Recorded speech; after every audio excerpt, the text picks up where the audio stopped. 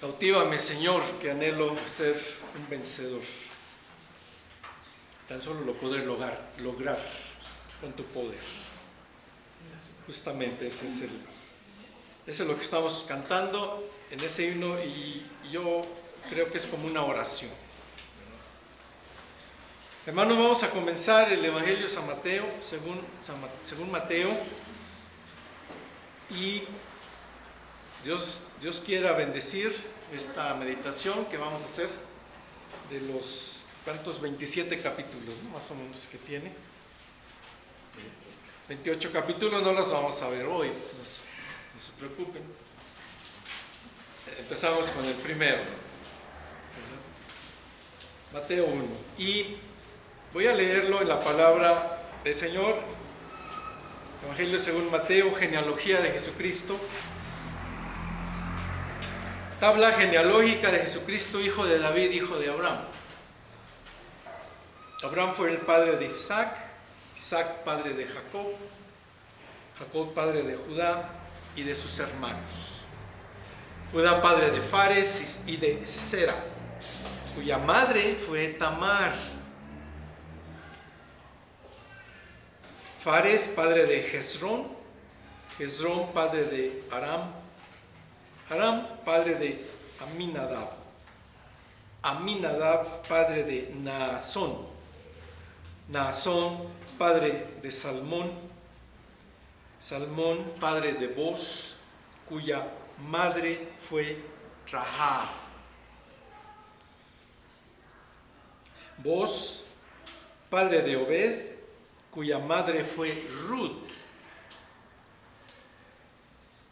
Obed padre de Isaí, e Isaí padre del rey David. David fue el padre de Salomón, cuya madre había sido la esposa de Urías.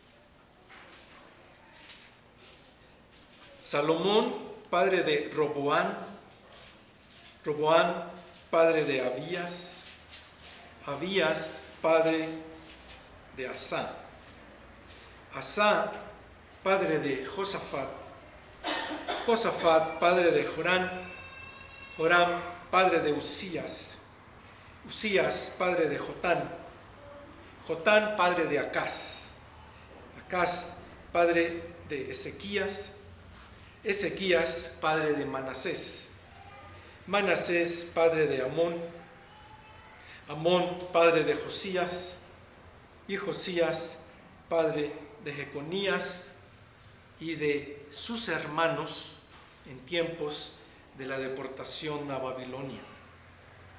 Después de la deportación a Babilonia, Jeconías fue el padre de Salatiel, y Salatiel padre de Zorobabel, Zorobabel padre de Abiud, Abiud padre de Eliaquín, Eliaquín padre de Azor, Azor padre de Sadoc, Sadoc padre de Aquín, Aquín padre de Eliud, Eliud padre de Eleazar, Eleazar padre de Matán, Matán padre de Jacob, y Jacob padre de José, que fue el esposo de María, de la cual nació Jesús, llamado el Cristo. Así que hubo en total 14 generaciones desde Abraham hasta David, 14 desde David hasta la deportación a Babilonia, y 14 desde la deportación hasta el Cristo. Yo tomé la libertad de poner allí algunos paréntesis. Por ejemplo, si ustedes ven la generación de reyes, la número 6, Joram es el tatarabuelo que engendró a Usías. Ahí nos faltan 3 nombres de reyes. Joram es el tatarabuelo. Así que ahí hay más de 14 generaciones. Y Josías es el bisabuelo de Jeconías.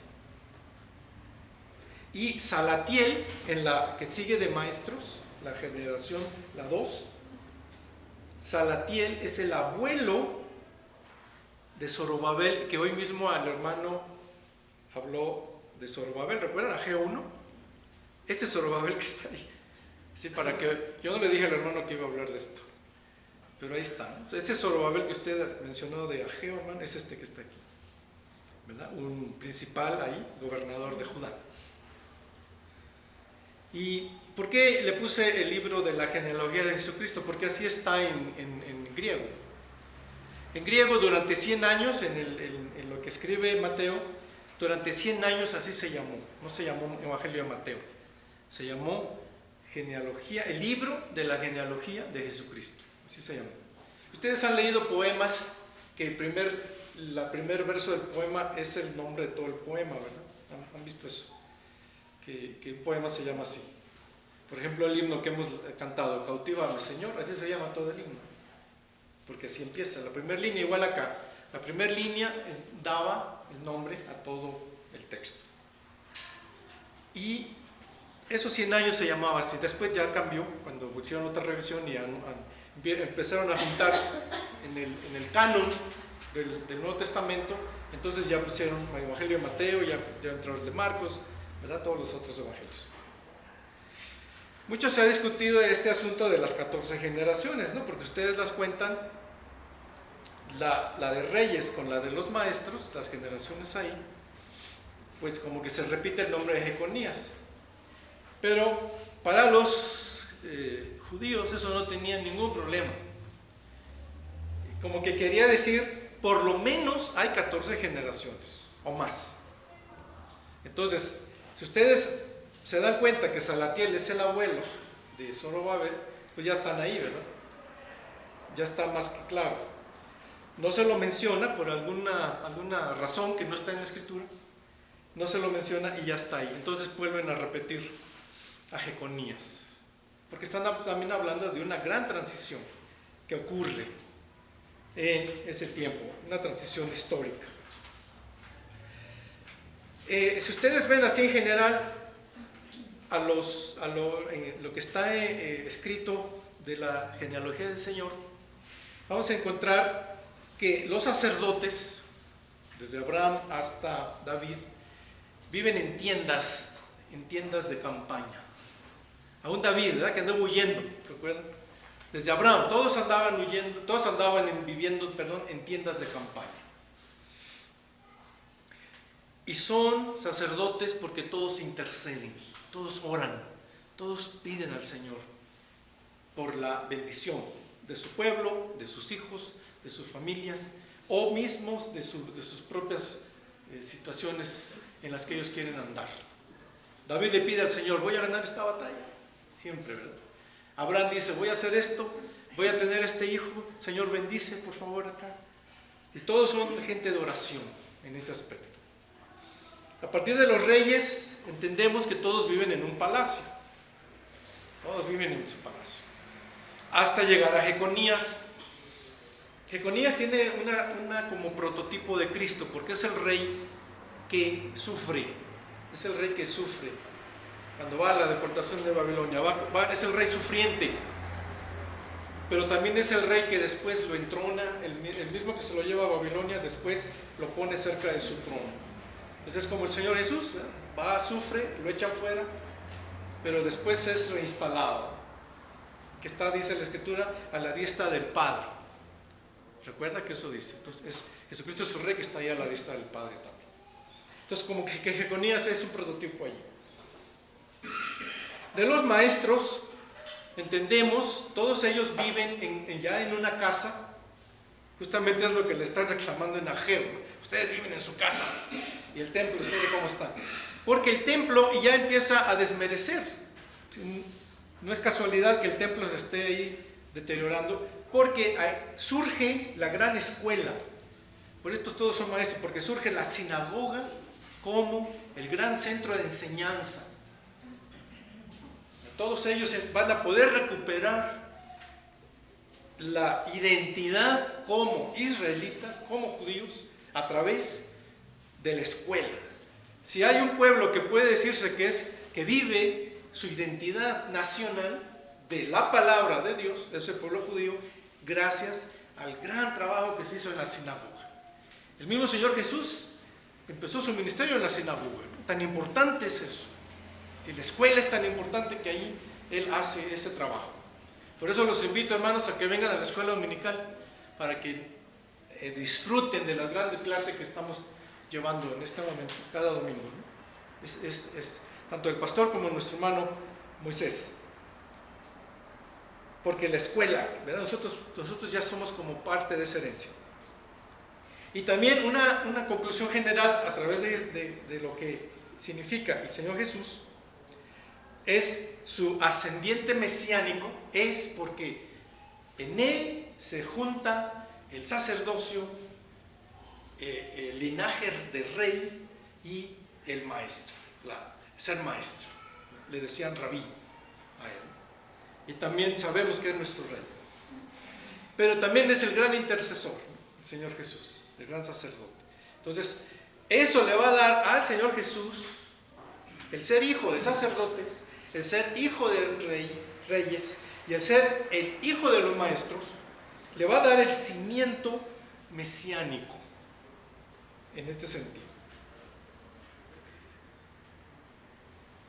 Hay tres verdades incluso que hay que aprender todavía de la genealogía, como que casi no se predica mucho de la genealogía, ¿no? Pero es muy rico esto.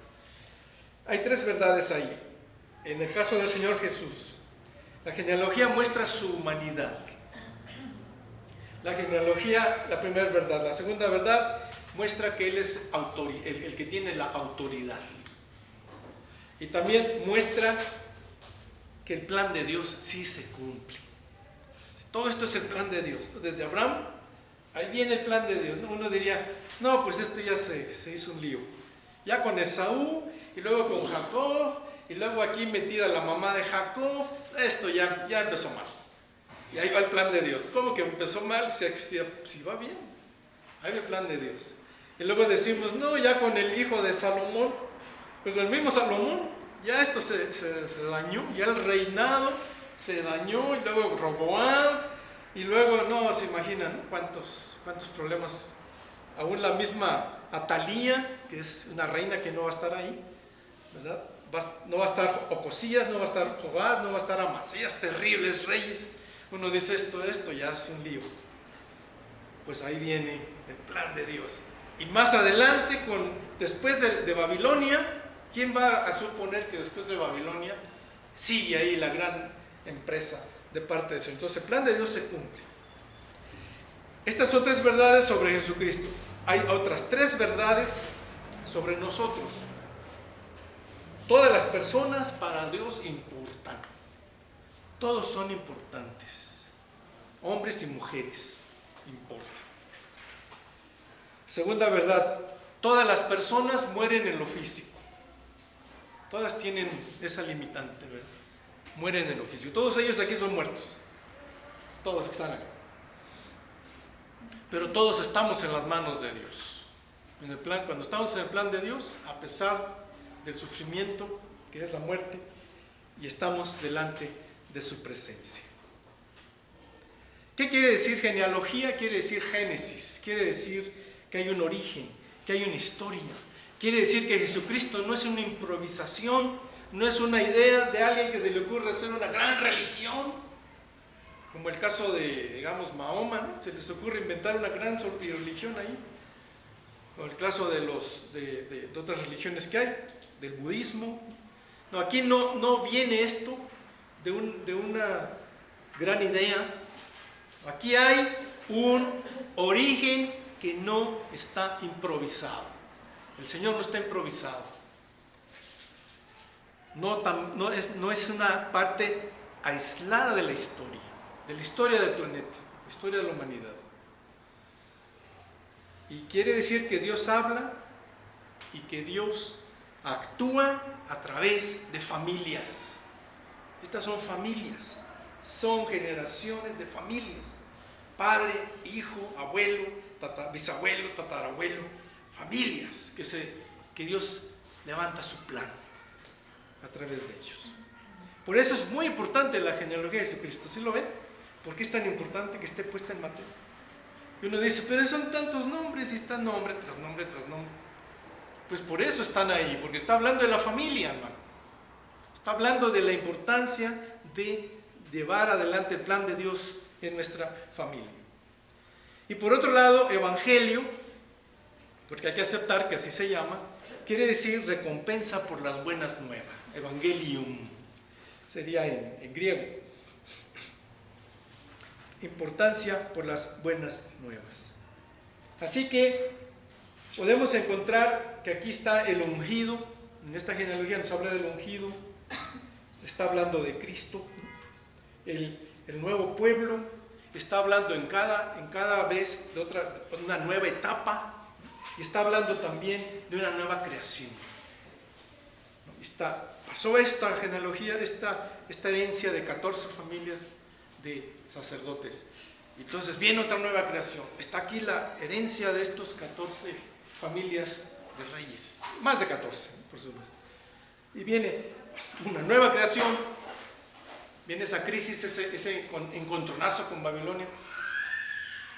Y entonces habla una nueva generación de maestros. Pero comencemos el mensaje. La genealogía es muy importante. El Evangelio según Mateo, da una genealogía del Señor Jesucristo trazada a través de su padre humano, José. ¿Se acuerdan que dice que es hijo de David? Hay esta pareja que está en Belén, que son hijos, José, hijo de David.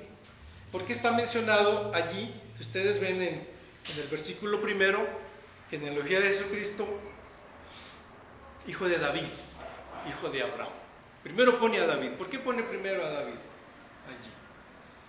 Porque va a demostrar que el Señor viene en esa línea real de David. Es un hijo de David, un real hijo de David. Es lo que le importa escribir a Mateo, porque da el derecho a ser descendiente del trono de David, que pasa a través de Salomón. Eso es muy importante para los judíos, porque Abraham tuvo muchos hijos y generó muchas naciones, generó otros países, otros pueblos. Pero entonces aquí nos importa saber que él viene como descendiente de David. Entonces por eso pone hijo de David. Pero también es importante que sea hijo de Abraham, para demostrar que en Jesucristo serán benditas todas las naciones de la tierra. Hay una promesa que le dio Dios a Abraham. ¿Recuerda? Génesis 22, 18. ¿Qué le dice ahí? El que te bendijere, bendeciré, ¿no? Y al que te maldijere, maldeciré. Pero en ti, ¿recuerdan eso? Serán bendecidas todas las naciones de la tierra.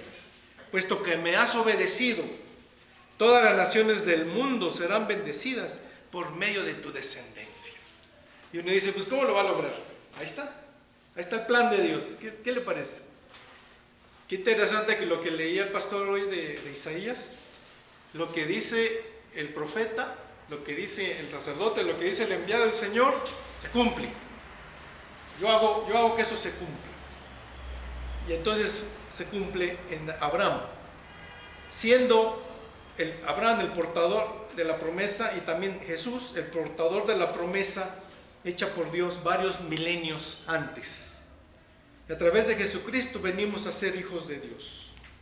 Y aquí vamos otra vez a ver ahora en el Nuevo Testamento, en 1 de Juan 1:12. ¿Y qué de nosotros? Está bien, en Jesucristo es bendición. Él es la bendición a través de Abraham.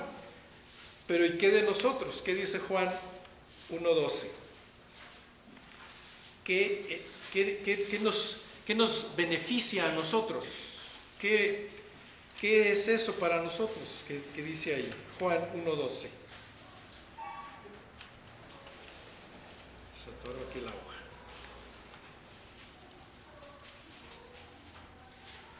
¿Cómo dice? Si alguien me quiere leer, Juan 1:12. Sí, no, Juan, el Evangelio. Mas a todos los que le recibieron, a los que creen en su nombre, les dio potestad de ser hijos de Dios. Gracias, hermano. Así que yo soy en Jesús, si creo en su nombre, parte de esta herencia, parte de estas familias bendecidas. ¿Cómo ve? Hay que hacer una serie de acotaciones básicas. La lista del genograma de Jesucristo se divide en 3 partes. La primera parte, los sacerdotes que inician Abraham, el padre de la fe.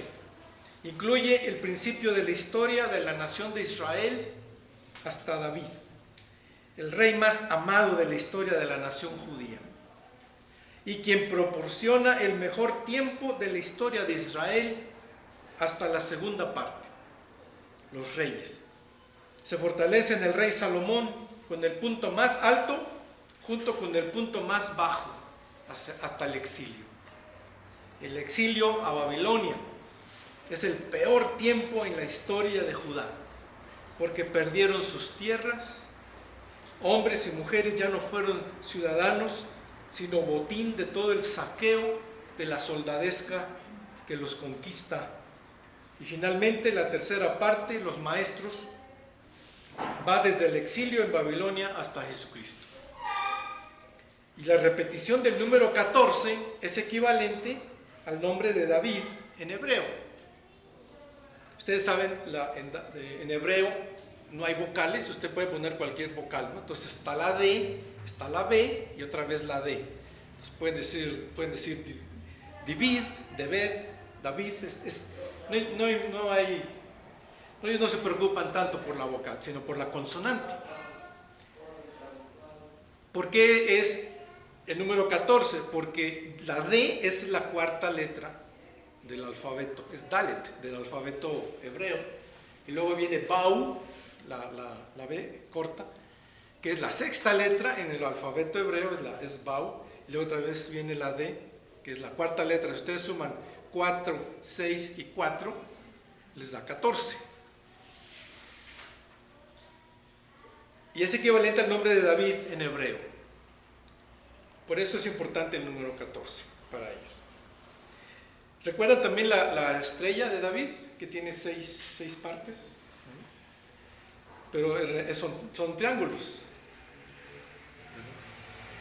Y entonces eso hace que ustedes, esa B, ¿no? Esa B que es tan importante para ellos, que es las 6 partes.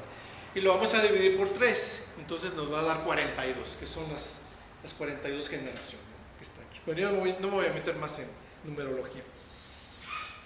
Además, la expresión engendró a puede significar tatarabuelo o bisabuelo o abuelo de. Se utiliza repetidamente engendró hasta que llega a María. ¿Cómo dice ahí de María? De la cual, ahí no dice engendró, ¿eh? De la cual, ¿sí? El verso 17, el verso, perdón, 13, de la cual, que es un pronombre relativo femenino que muestra que Jesucristo nació de María, no de José. Interesante, ¿eh? Se utilizan 15 versículos para demostrar el origen humano de Jesucristo y luego en el 16 se dice que Jesucristo no era hijo de sangre de José, sino hijo legal, eso sí, hijo legal de José, pero en adopción. Y hay otra cosa muy interesante, las mujeres que están ahí. ¿Cuántas mujeres hay ahí? Tamar, Rahab, Ruth, la mujer de Urías y María. Esto puede ser motivo de ofensa que se incluya algunas mujeres de dudosa fama, donde solo hay cabezas de varones. Entonces, para algunos estudiosos, para algunos judíos, esto es ofensivo. ¿Por qué pone mujeres? Y mira nada más qué tipo de mujeres. No de mucha reputación. Incluso con María. Y ahorita vamos a ver por qué con María. La genealogía de Jesucristo se nos presenta para entonces probar que Él es el Mesías. En griego es Cristo. La palabra Mesías en griego es Cristo. Y la verdadera esperanza tanto de los judíos como para el mundo entero. A través de Abraham encontramos que es para el mundo entero. A través de David encontramos que es esperanza para Israel. Y el Evangelio comienza desde el nacimiento del Señor, antes del nacimiento del Señor, antes, desde sus ancestros. Y luego continúa con la vida personal del Señor Jesucristo, así como su ministerio de redimir y salvar a todo el mundo. Todo lo que se había perdido del pueblo del Señor. ¿Por qué dice ahí de la genealogía de Judá y sus hermanos, por ejemplo? Judá y sus hermanos. ¿Cuántos hermanos tiene ahí después Judá? ¿Recuerda? ¿Cuántos hermanos son de Judá? 11. ¿Y dónde quedaron estas 11 tribus? Pues se pierden. Bueno, eso que se había perdido. Luego en Babilonia, después que la soldadesca viene y los deshace y se lleva todo, hay una pérdida impresionante también. Entonces, eso que se ha perdido, también viene el Señor a rescatar, precisamente. Y todo el mundo entero, todo el mundo entero. El Evangelio va a demostrar que Jesucristo es el heredero que cumplió todas las condiciones para ser el Mesías y Rey de Reyes en el plan de Dios, señalando que Él es mucho más de lo que los judíos esperaban. Si bien los judíos esperaban un héroe humano, que sería libertador de Israel, para libertad desde el imperio romano hasta colocarlo sobre todo el imperio que el planeta estuviera, sobre todo eso, que estuviera haciéndoles algún daño. Pero vino de Dios con el fin de algo mayor. En términos nuestros, Jesucristo no es exactamente un superman, ¿verdad?, o un super líder, sino que fue uno de nosotros, fue como uno de nosotros. No fue un papa que tiene esa capacidad de aglutinar 300,000 personas en un solo sermón, pero sí supo de la necesidad humana, como nos va a decir más adelante Hebreos 4:15. Hebreos y la genealogía del Señor están muy relacionados. Hebreos 4:15.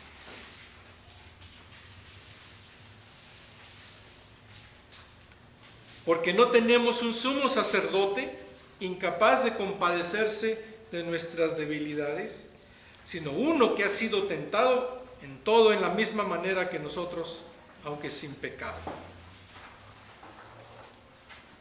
No es incapaz para entendernos, no es incapaz para compadecerse, no es incapaz para saber que somos tan débiles, que somos gente que a veces no podemos salir adelante. En muchas situaciones de nuestra terapia le tenemos que decir a la gente, pues ya perdónate, que la misma gente no puede perdonarse.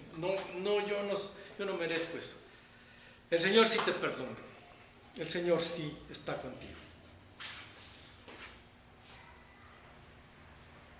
En Jesucristo está el Mesías divino que llegó de Dios para salvarnos de nuestros pecados y darnos vida eterna. Como dice Juan 3:16, porque de tal manera amó Dios al mundo que dio a su Hijo unigénito para que todo aquel que en Él crea no se pierda, mas tenga vida eterna. Jesucristo es un heredero del trono de David y también es un verdadero patriarca como hijo de Abraham. Porque en Jesucristo hay otra iglesia, hay otra generación, que somos la iglesia. Hay otro pueblo nuevo ahí, que somos la iglesia. Por eso está con la autoridad legal y también está con autoridad espiritual, como salvador de las naciones del mundo. Él es el que puede salvar legalmente, Él es el que puede salvar. Como leíamos del texto del pastor de los que hacen ídolos, el texto que decía Isaías, que nos mencionó el pastor. Esos no tienen la autoridad ni legal ni espiritual. Ninguna de los ídolos y de las imágenes pueden darnos respuesta. Para empezar, está prohibido porque no tiene autoridad. Además es ridículo eso, ¿eh? Es ridículo. Solo Jesucristo tiene la autoridad legal y espiritual para redimirnos, para salvarnos, para levantarnos como Salvador de las naciones y del mundo.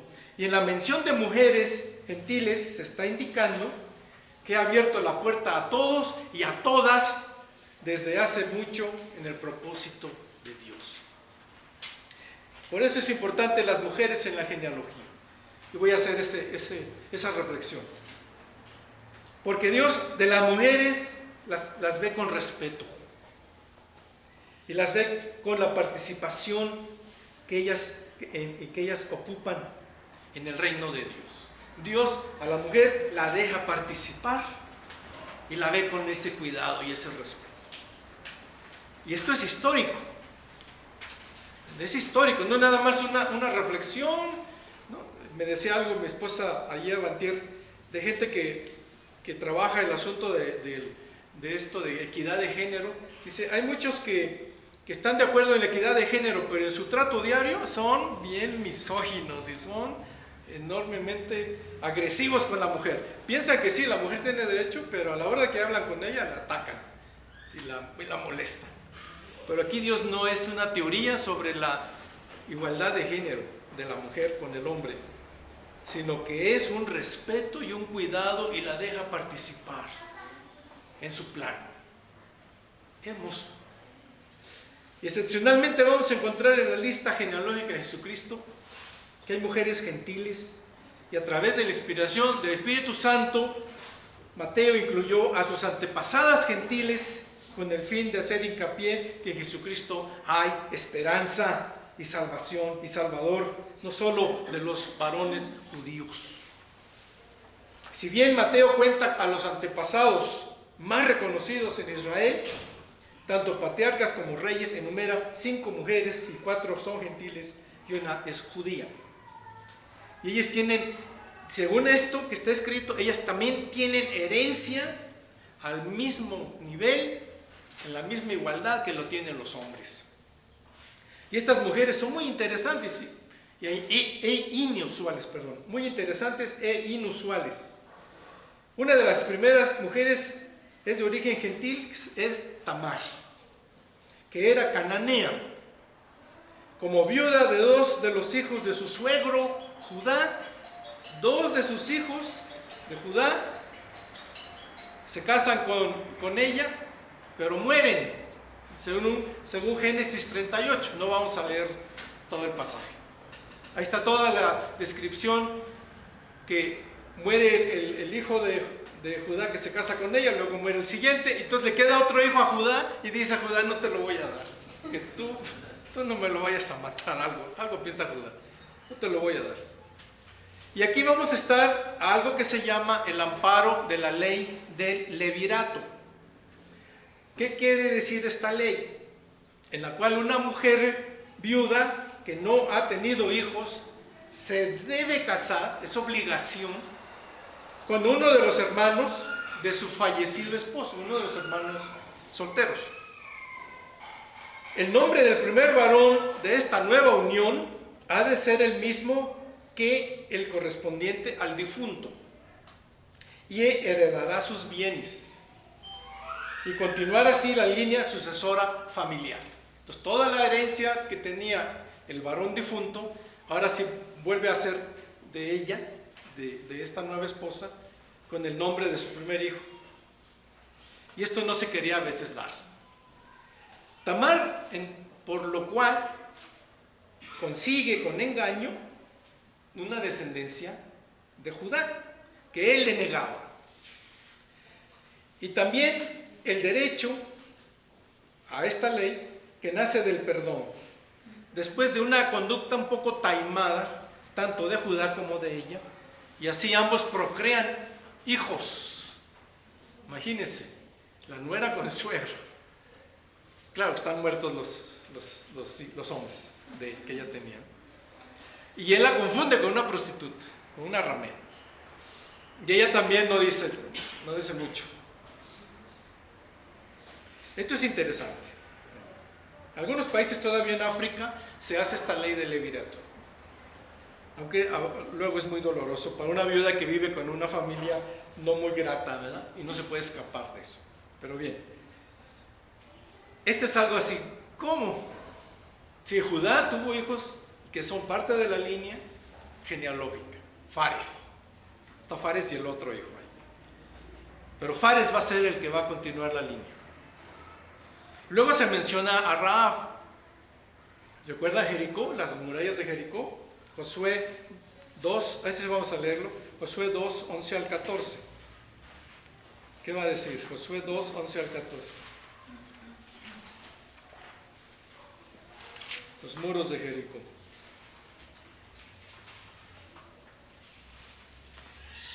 Por eso ella está hablando aquí, ella está diciéndole a los enviados de Josué: por eso estamos todos tan amedrentados y descorazonados frente a ustedes.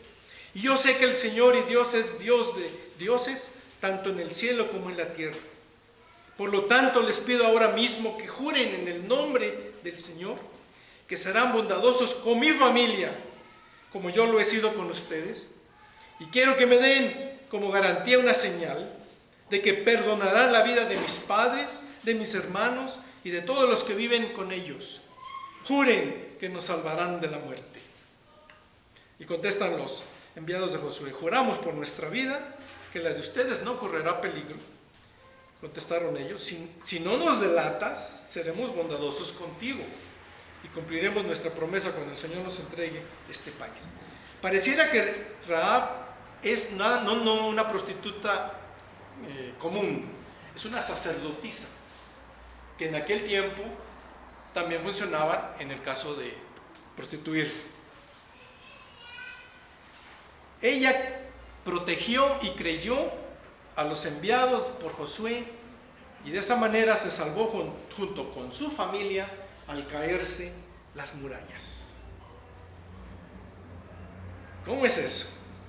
¿Cómo es eso? Aquí entra esta mujer creyendo que Dios la va a ayudar y les pide a ellos: me van a ayudar, me van a salvar, yo les voy a ayudar, pero ustedes también tienen que salvarme a mí y a mi familia. También se menciona a Ruth, que hemos estado en la mañana meditando en Ruth. ¿Recuerdan? En estos días con nuestro hermano Moisés. ¿Qué dice Ruth 1, 16, 17? A ver, los hermanos que ya se memorizaron el libro de Ruth, ¿quién me lo puede decir? Ahí está, a ver que sí. La hermana sí viene a tomar las clases. Tu Dios será mi Dios y tu pueblo será mi pueblo. Ya, básicamente es eso. Pero Ruth es una moabita. Ya tenemos por acá una cananea, tenemos una de Jericó, que así, no así de muy buenas costumbres, como que fama. Ahora viene una moabita. Los moabitas eran enemigos naturales de los judíos. Dice la escritura que cualquiera que se casara con una mujer de esa cultura no tenía derecho a entrar a la tienda del tabernáculo hasta por 10 generaciones. Y paradójicamente, más adelante, el descendiente de Ruth, quien es el que levantará el grandioso templo de Jerusalén, ¿no? ¿Cómo ven la ironía? Salomón va a levantar, y viene de Ruth, va a levantar el templo de Jerusalén. Y la otra mujer que se menciona, que no se menciona, pero está ahí, verso 6, ¿quién es? Betsabé. No se menciona su nombre, sino más bien el de su marido, el noble Urías, un hitita, es un extranjero. Ella, como está casada con un extranjero, ya no es de Israel, ya se hizo de otro país. 2 Samuel 11, 13 al 16, no lo vamos a leer todo. Ahí está todo lo que hace David, la ve a ella, pareciera que eran baños públicos, que no tenían techo, o él se mete al baño, alguna cosa, y él la ve. Y entonces le agrada. ¿Quién es esta mujer? Ah, pues es la esposa de tu capitán. Del capitán, el más valiente de los capitanes que tenemos. Del hitita, sí, esa es la mujer de él.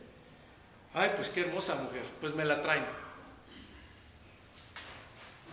Ahí se menciona en la genealogía, me llama la atención porque solo se menciona el nombre de él. De él sí se menciona el nombre, de Urías.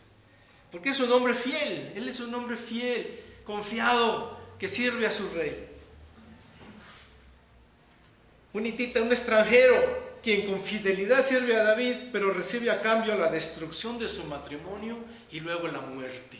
No le bastó a David matar su matrimonio, abusando de su confianza. Y finalmente vamos a encontrar a María. Y cómo antes de lo que estoy diciendo, cómo la Escritura se lo restriega a David. Ahí estás, David, aquí no se nos va a olvidar. Tú le hiciste eso a Urías. Tú le hiciste eso, ahí está. Se lo pone en la genealogía. Finalmente, María, aunque es judía, se narra la suya como una concepción sobrenatural, que raya en la blasfemia al establecer que ella había sido concebida por Dios mismo. ¿Qué pensaríamos ahorita que alguien nos dijera, una dama nos dijera, yo vengo como esposa de Dios y el producto de mi entrega con Dios es fruto del Espíritu Santo? ¿Qué pensaríamos de alguien que nos dijera eso en este momento? ¿Qué va a decir Lucas 31-35 cuando está el ángel hablando con María? Le dice, espérate María, espérate, tal vez tenga unos 14 años María en ese momento. Está pedida por José, ya no se han casado, pero ya sabemos que se va a casar. Ya están de acuerdo los padres de los dos de que hay un matrimonio ahí. Pero todavía no se ha consumado el matrimonio. Pero en ese momento llega el ángel con María y le dice, el Espíritu Santo vendrá sobre ti y el poder del Altísimo te cubrirá con su sombra. Así que el santo niño que va a nacer se lo llamarán Hijo de Dios. Y también tu parienta Elizabeth va a tener un hijo en su vejez. De hecho está en la que decían estéril, porque está en el 6º mes de embarazo, porque para Dios no hay nada imposible. Quedó embarazada a través del Espíritu Santo. Y que realmente su esposo es Dios. Eso es una blasfemia. Entonces, aunque María es judía, pues la quitan, la ponen también como una persona no grata. Tan delicado es el asunto que en el Talmud se menciona a María como la mujer infiel de José. ¿Sabían eso? Se dice de María eso. Y realmente no sabemos mucho de María, se sabe poco, solo esto que está aquí en Lucas, el Magnificat, que visita a su prima. En Juan 19:25 va a hablar un poco de su hermana, la hermana de la tía de Jesús, ¿verdad? La tía de Jesús. Juan 19:25. Junto a la cruz de Jesús estaban su madre, la hermana de su madre, y María, esposa de Cleofas, y María Magdalena. Están estas 4 mujeres. Solo se nombra eso. Pero vemos entonces el cuadro general. La genealogía humana de Jesucristo es muy importante. Pero el origen espiritual de Jesucristo es más importante que cualquier herencia humana. Y efectivamente, Jesucristo es el descendiente de hombres y de mujeres. Es un ser humano histórico, pero no es solo humano. Jesucristo es el Hijo de Dios y a la vez es Dios. Podemos tener esa confianza que estamos en el verdadero. Va a decirlo muy claro Hebreos 1, del 1 al 3. ¿Alguien que me quiera leer Hebreos 1, del 1 al 3?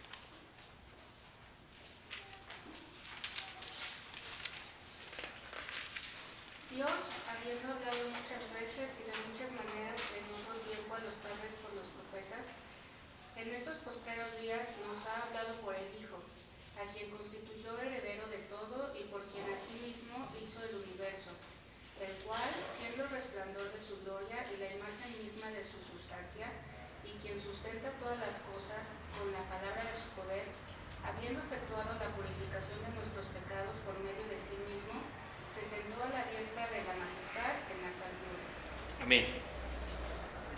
Solamente a través de Jesucristo nos podemos comunicar con Dios, no más, no más. A este se le designó el heredero de todo. Por medio de él incluso hizo el universo.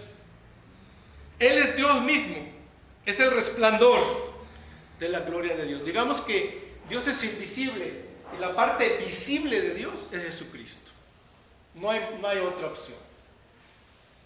Él sostiene además todas las cosas con su palabra poderosa. Él es la voz que nos llama a dar el paso de fe para acercarnos a Dios. Yo digo mucho esto del paso de fe y me gustaría que lo dieran, hermanos. A ver, párense y den el paso de fe. No pasa nada. Párense y den un paso de fe. Ah, muy bien, ya. Al menos para que nos despejemos un poco. Puede sentarse. Gracias, hermanos, que dieron ese paso. Porque es importante que cuando el Señor nos llame y nos diga, ven, damos eso, hacemos eso, vamos a Él, para poder acercarnos a Dios. Él es la única posibilidad. Él nos invita a ir en contra de todo sentido racional para descansar en la voluntad de Dios. Que a pesar de protocolos, que a pesar de legalismos, que a pesar de cosas imposibles, a fin de poder comprender como Él, que es posible la obtención de bendición por encima de nuestros descalabros, que es posible obtener bendición por encima de todas nuestras fallas que hayamos cometido. Él es el rescate de todo lo que se ha perdido. Y ahora está en la lista, está en esta lista que se llama genealogía. Y así lo considera el Evangelio en la genealogía de Jesucristo. El Señor es el camino que nos está llamando a dar esa decisión. El Señor es la luz. Él es el único. Él es el príncipe, el león de Judá. El único que me puede escuchar, el único que me puede comprender, el único que puede conocerme, el único que puede reconocerme, el único que me puede sanar, ayudar y proteger. El Rey de Reyes, una y otra vez, este príncipe de paz. Así lo hizo en la historia antigua y así lo hará hoy, porque en Él estamos consolados. Amén. Dios bendiga su palabra.